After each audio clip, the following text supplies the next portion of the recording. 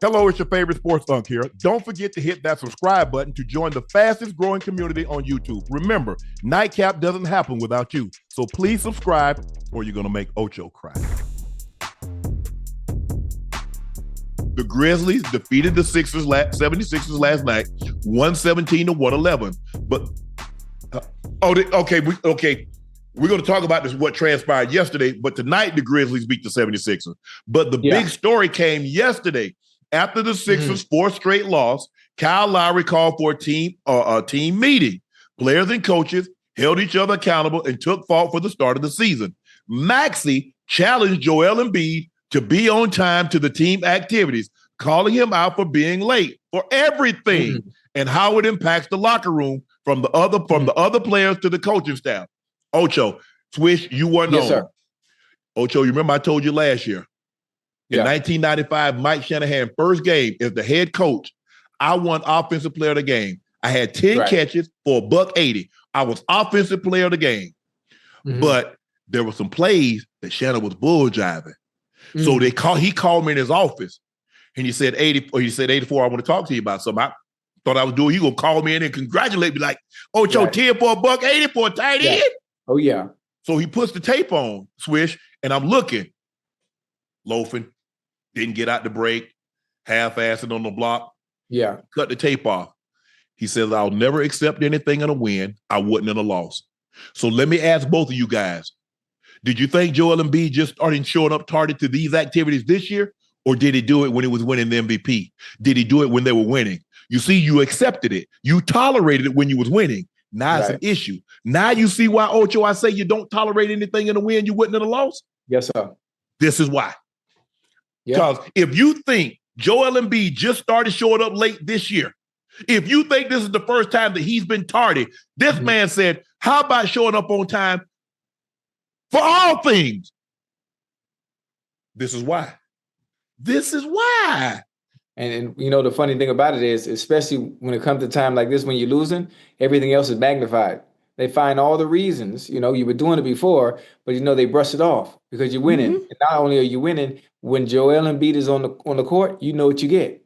You know what you get when he's on the court. But it's a problem now when you're losing, then they start to nitpick. I'm not saying it's nitpicking, but again, you get down to the root of the problem. The root of the problem is whatever they see fit doesn't fit as what we do as a team. So as a team, if we have one person that's showing up late, even if it may be our best player, but I think they've given Tyrese Maxey the keys to the 76ers. Yes, so he feels it's his duty to call out the other best player on the team. I love it.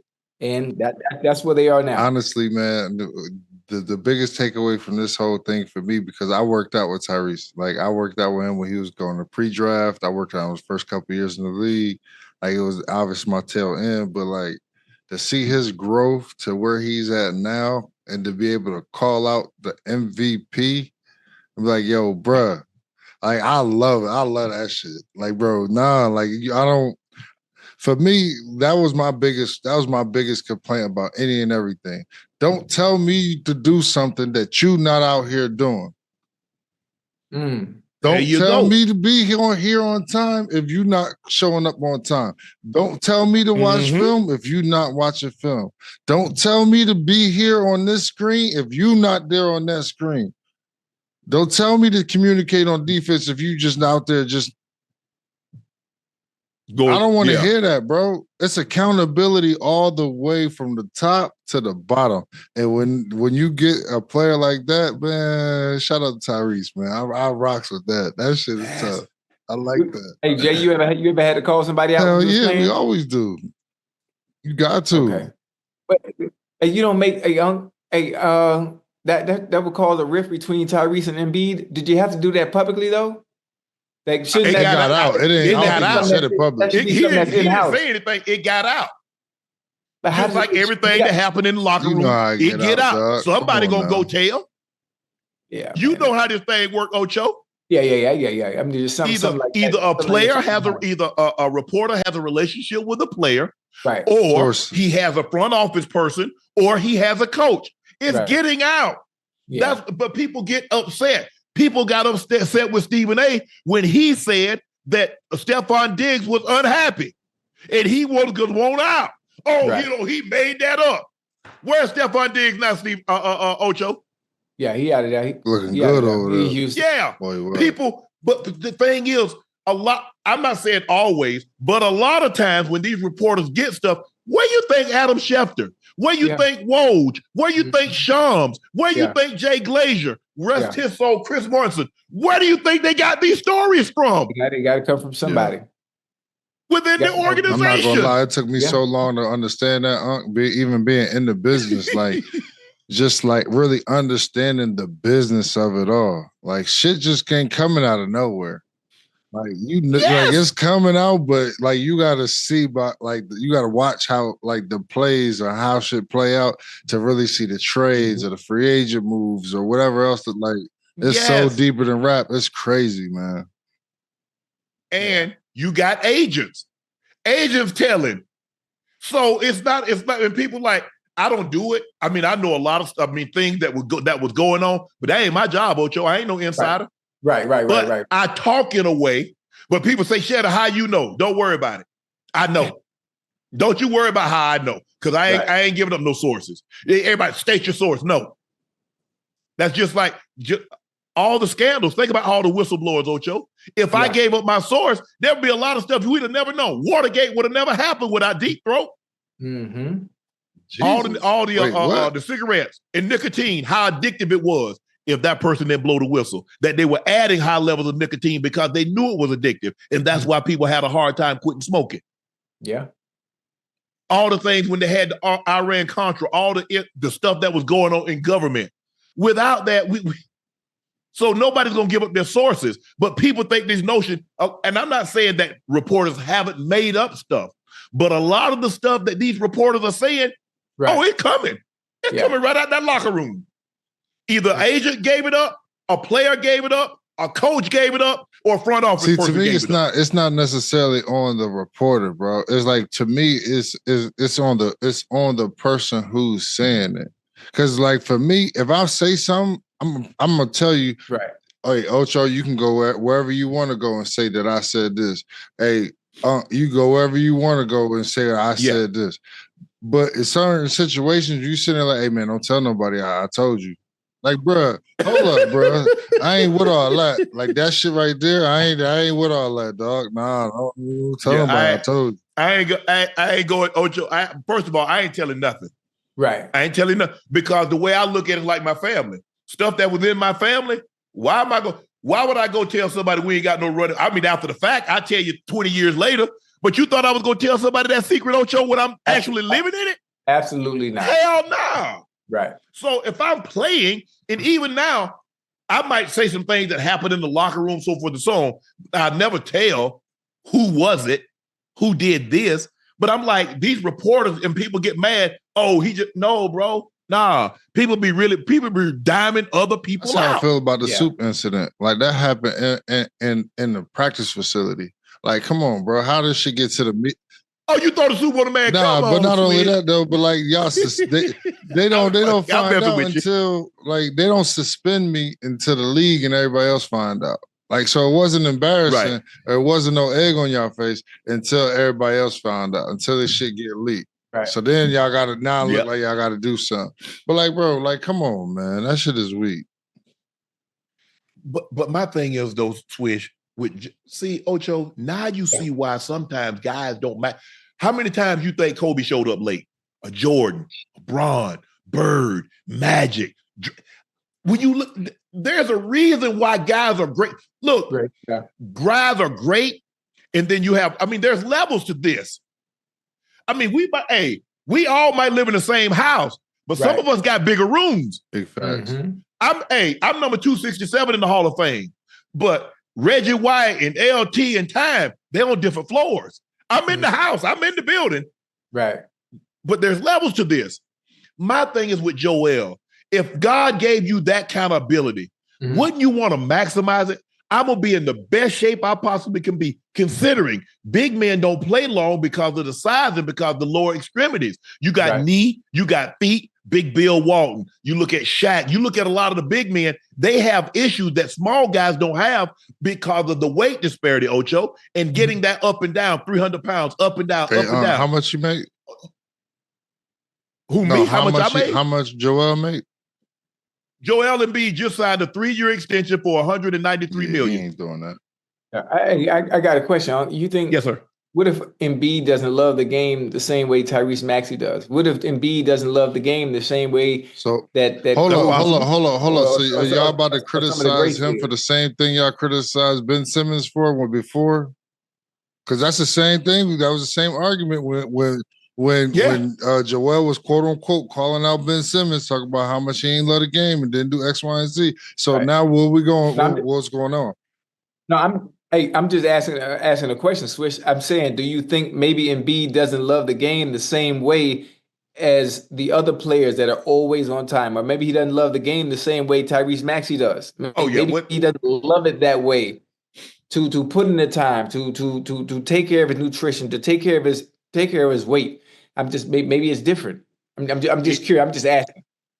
I think Swish, because this is Swish Sports, but let me tell you how I looked at it, Ocho. I remember when I made the decision that I was going to eat healthy.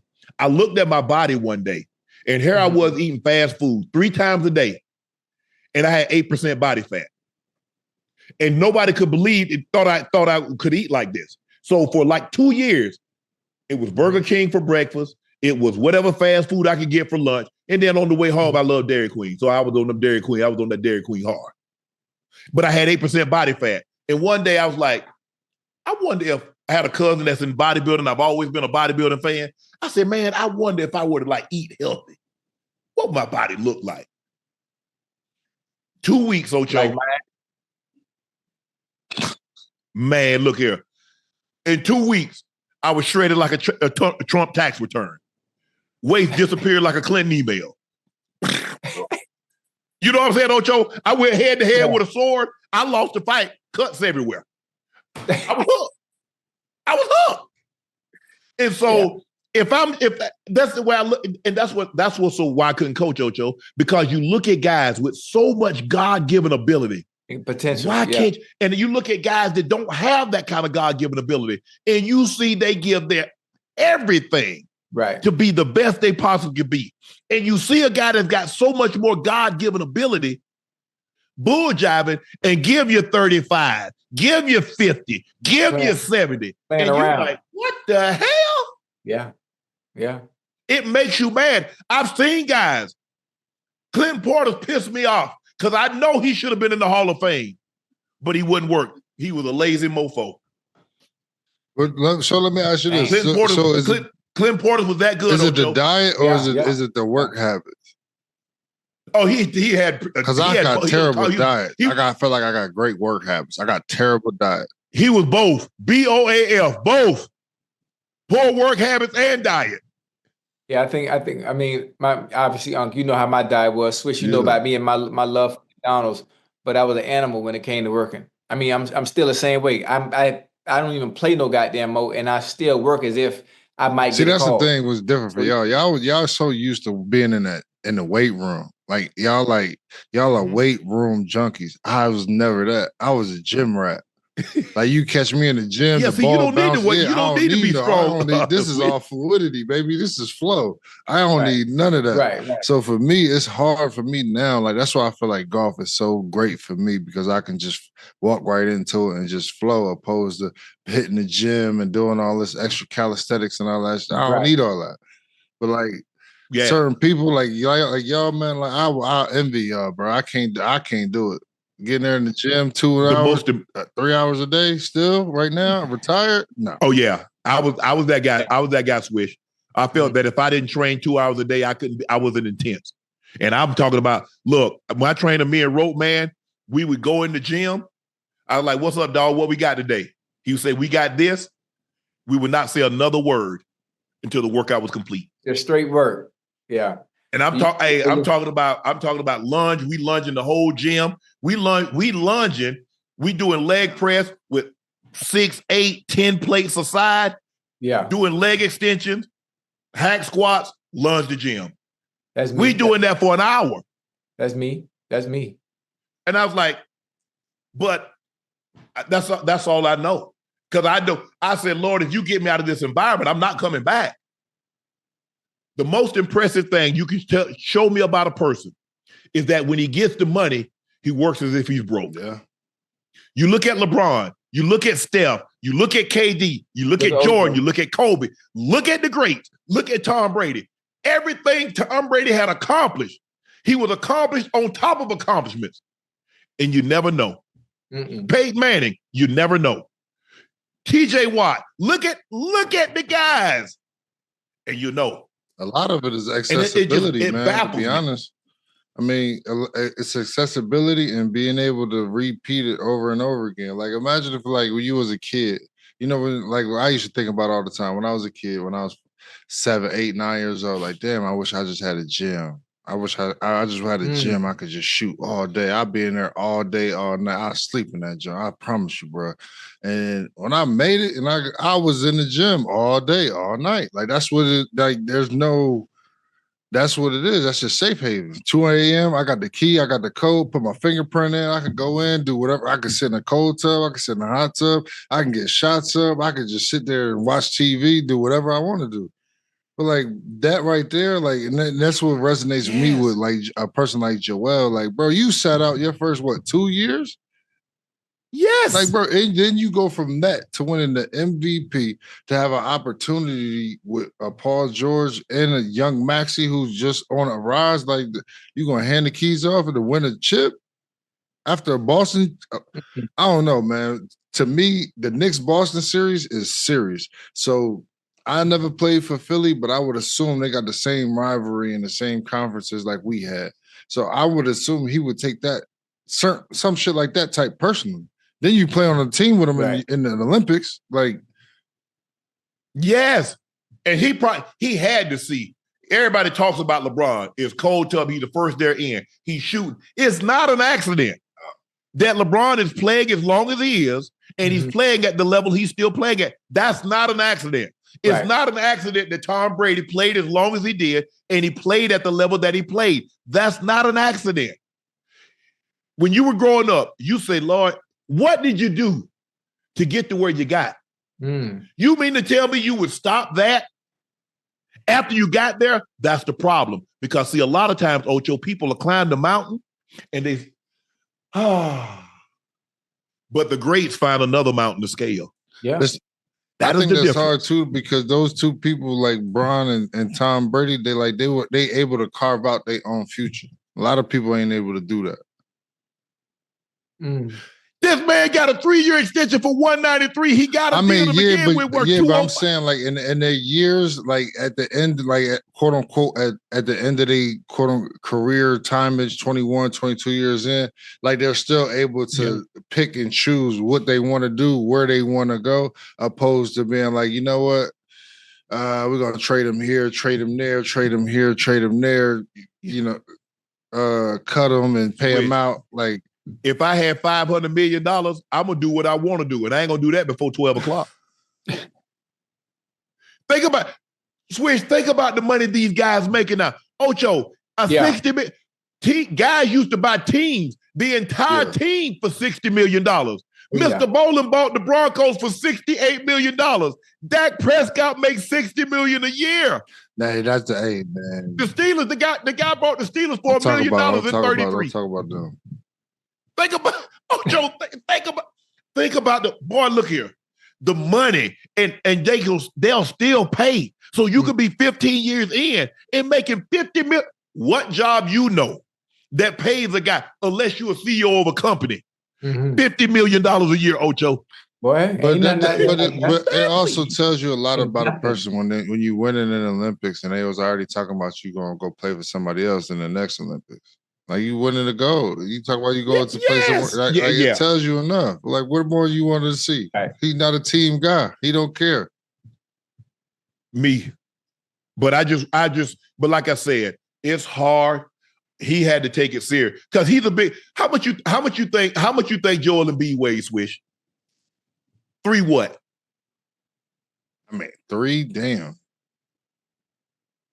Yeah, that's the same thing I said. When Unc told me he was 300, I was like, if LeBron 260, You don't think Joel Embiid 300? Yeah, Bron is a different 260 though. And Bron like 275. Yeah, he muscle. He like 275. So if he 275, how much you think Joel Embiid If weighs? he 275, I say Joel Embiid might be like 310, 315. I think he bigger than that. Nah, he ain't bigger than Shaq that. came in. He ain't bigger than Shaq. Shaq came in the league. But you got to know, when Shaq first got into the league, Shaq was like 320. Right, but Shaq was. Now look how skinny Shaq neck is when he's in Orlando. Yeah, but Shaq was different though. Shaq was 320, but Shaq was a 320 that could have been a small forward 320. Joel Embiid, I know. 315, 320 is a straight big man 315, 320. He can shoot a little hezzy and got a little move and all that. But when I talk about up and down running, Shaq had all that. No, that ain't what Joel Embiid doing. I give Joel Embiid. I think Joel Embiid 330. I think he's 330. Kamikaze Shaq? Oh my God. Yeah. How about this here? How about this? How much you think Zion weighed? Man, Zion my height, and he about 280, dog. 280? Yeah. Shit. Oh, excuse me. No, for real, dog. I ain't gonna lie. Right now, He might be 280. He might be 280 on the moon. He bigger than that? Or somewhere they ain't got no gravity. He might be 280 now. The way he came in, he might be 280, 285. No, he was never bigger than that. At his heaviest, he was 280, 285. 3. At 6'6"? Hold on. Hell you think Charles Barkley was... Hold on. Let me ask you this, Wish. You think Charles Barkley, when he got in the league, was bigger than Zion? No. Because Charles was 285. Charles wasn't 285 when he first got in the league. Charles he was 245, 255 all day long. No. 280. He looked slim. No, Charles was 280. So Charles was Bron before Bron. Was what you telling me? Yeah. But just at 6'4". Well, yeah, 6'4". Yeah, he was a little smaller. He was 280 at 6'4". Charles 6'4". Yes. He looked slim. He looked slim as hell. On an outside linebacker, D tackle or something, D line. Hey, Charles said he went out for football one time. They knocked the hell out of him, and the coach said, "All right, Charles, we'll see you tomorrow." Charles said, "No, you won't." He did Oklahoma, so I'm cool, dog. Charles said, y'all gonna knock hell out of me day after day, and still I'm gonna go get knocked the hell out in the game. Oh no. Hey, football was different back then, Swish. Now they don't do like we did when I was coming up, because Charles a couple years older than me. But in the South, football is king. And we had Oklahoma drill, we had bully in the ring. Yeah. Oh, if you weren't tough, you couldn't play football. Sir. Nah. You could not Ain't no way now. All the coaches that coach when I was growing up, they could not coach right now. Because you had to do Oklahoma every day. You had to do bully in the ring. Oh, coach. You know how many coaches I had would have been locked up? Put their hands on kids, grabbing them up, just grab your face mask, smacking your head. Oh, grab your face. What? Yeah. Kick you in the butt. Yeah, for sure. Yeah. Yeah, the coaching was different back then. The coaching was different back then. I mean, it wouldn't work today. No way. It wouldn't work today at all. Nobody have a damn job. Hey man, shout out to Teddy Bridgewater though. 69 to nothing. 69 nothing. Wait, is that Northwestern, Ocho? Yeah, Ain't he coaching at Northwestern? Yeah, Miami Northwestern, man. Right there, right down the street from Grandma's house. Yep. Sure is. Up. Hey, Swish. That's what's up. They list they list Zion's weight at 284. Now, what you think he's at? What you think his weight is? If they list him 284, buddy, 305. Okay. I ain't gonna hold you. I already know how it goes. Buddy, 305 for sure. Thank you. Damn, bro. Ocho, he get off the ground like that? Yes. But that's the problem. You see how explosive he is? So let me ask you a question, Swish. If you got a construction company. If I put a Ferrari engine, a souped up super engine in a dump truck, and I get it going 70, 80 miles an hour and slam on brakes, eventually that rear end gonna come up out of there. Yeah. Oh. So think about him, how explosive he is at that weight. Damn. I'm trying to think. I just wish guys took it serious, got their weight up under control, so I could see just how good Zion. Because I'm not so sure, guys, we're gonna ever see because he can't play. He can only play a stretch of like 5 to 10 games, and it's his hamstring, it's his knee, it's his ankle, it's something. So let me ask you this: Do we just cut the season down? Do we just go to 73 games, 70-something games? No, because if guys can't play, you got the biggest one of the MVP coming out talking about he can't play back to backs. Like you got guys who literally just Kawhi, Paul George, Bron ain't playing every night, AD ain't playing every night. Like look around the league, look at the stars. They not playing every night. So why not cut it short? Right. Because somebody has convinced the guys that the rest is better. And the team, because they're paying them so much money. It's the same thing, Ocho. When you and I played, we played preseason game. We practiced, we thudded, we hit. Now they don't do any of that, and it seems like they have more injuries now than what we had, Ocho, when we played, and we was. So you feel like even if you give them more time in the summertime, it don't matter. It's just recovery time after between games. Guys got to take care of themselves. They got to get their rest. They got to get off their feet, get in the cold tub, get in the hyperbaric chamber. Because think about all the technology that you guys have, that they have now, as opposed to when you and I played, Ocho. Now it started coming in. You know, I retired in 04, so I think you left the game in like 11 or 12 or something like that. Yeah. But they started having all this, the dip tanks at the facility. They have all that stuff. Now there's no, man, look here. I wasn't going home till 7:30, 8 o'clock, and we didn't have all that. I can just imagine. Man, please. Yeah.